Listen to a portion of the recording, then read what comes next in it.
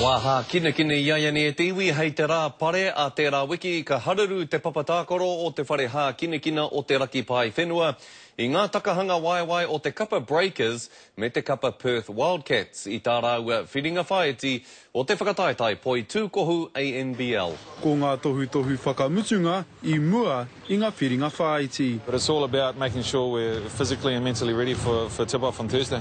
Ko e nei te kapa toa o te whakataetai ANBL I tēnei tau.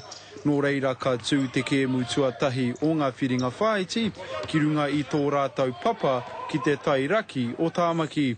Kei te whakapono tō rātau I ka āwhiro a Pōhenare, kua rite te kapa. We have a few young guns, obviously, and they're just going to, follow the way that we lead them. And, I think in terms of that, the team's going to take care of itself. He maha ngā taumahatanga kei runga I ngā pakahiwi o te kapa, ko tā rātau e whai ana, ko te trofe tuatahi mō ngā tīma oa o te aroa, I roto I ngā whakataetai o Ahitereiria.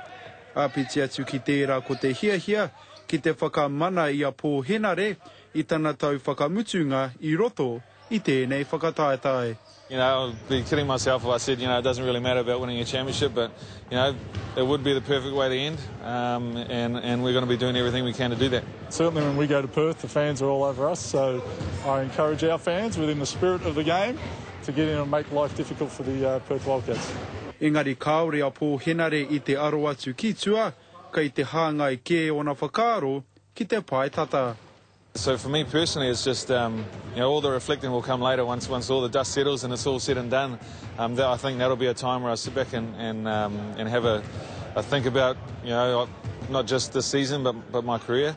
Hei te whitu karaka I te pō o te rāpare, tīmata ai, te kēmu, he te Gardner, te karere.